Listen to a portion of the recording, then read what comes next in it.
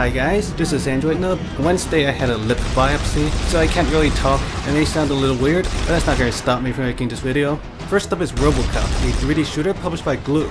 So this is the game, based on the movie RoboCop. It's a fairly simple, behind-cover, third-person shooter. So in this game there's a map where you can choose which missions to do. Controls are fairly simple. When you're behind cover, you choose where to aim on the left side of your screen. And when you hold on to the right side of the screen, you go over cover and shoot the targets. I had a bit of frame rate issues, but it wasn't too bad. The graphics are good, although some of the animations are kind of stiff.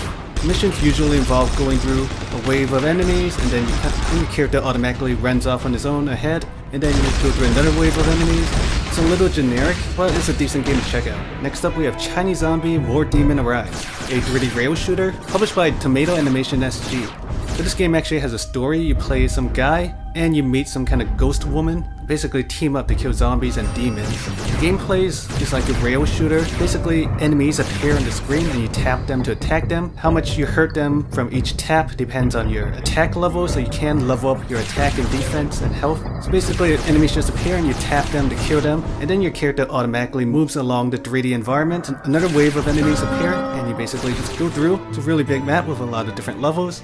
Overall, I found this game pretty decent, considering it does have a story with lots of dialogue. Next up we have Dragon Guild Battle Combat, a 2D puzzle-based RPG published by Skyboard apps. In this game you choose one of many heroes, and you go through maps and fight enemies in this puzzle-based combat. Basically you match up the tiles, which represent attack, defense, ranged attack, magic attack, melee attack, that kind of stuff. You have 30 seconds to match up combinations, and then after 30 seconds you watch your character actually attack.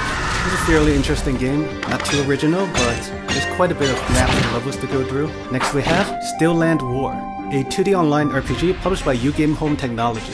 This is one of those online games where you just kind of run around town accepting quests. There's like auto moves, they automatically move to your quests, and there's instance-based missions, which involve turn-based combat, which you have no control over. So you fight monsters, but you can't actually control your character automatically attacks. When you start off, there's 3 different classes: warrior, assassin, and mage. There is a story and character dialogue that kind of keeps it interesting. The combat isn't too boring to watch. You can make it 2x speed to speed it up. Decent game to check out. Next up we have MIMPI, a 2D puzzle-based adventure game published by Crescent Games. In this game you play a dog who sets out on a quest to find his owner. Graphics are really cute and colorful, and the controls are fairly smooth and easy to use. There are these puzzles where you drag stuff around to help your dog cross the map, and there's lots of other puzzles as well. It's actually a kind of fun and calming game that I think people of all ages can enjoy. Next we have FRS Ski Cross, a 3D casual skiing game published by Unity Games. Graphics in this game are pretty good. Like I said, this is a casual skiing game. You can't actually control how your character moves. All you do is just tap and hold the screen to turn, and tap the screen to jump. It's a very simple game. There's lots of different levels to go through and stuff to buy for your character. The game is very simple, but still might be worth checking out. Next up we have 2 Endless Runners, Small Fry, published by Noodlecake Studios, and Zombie Escape, published by Candy Mobile. In Small Fry you play fish, and you hold the screen to dive farther down, and release for your fish to go up. The goal is to collect coins and avoid being eaten by a shark. In Zombie Escape, you move by tilting your device left and right. You can swipe up to jump and swipe down to slide. You can also attack zombies by swiping diagonally.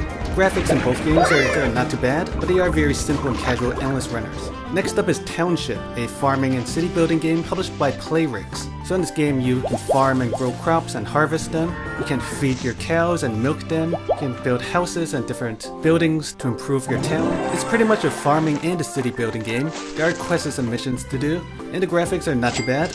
There is waiting around for stuff to finish though. And last we have Astro Adventures Online Racing, a 3D racing game published by Toccata Technologies. So this is a pretty casual online racing game where you can race against other people. It's fairly simple. Graphics are colorful and cutesy. You control your vehicle by tilting your device. And personally I didn't think this game was that good. It's very simple. There is this Avicii song that just keeps looping in the background. Anyway, that's all for this week. My voice should be back to normal next week. Make sure you guys subscribe for more videos, and thanks for watching.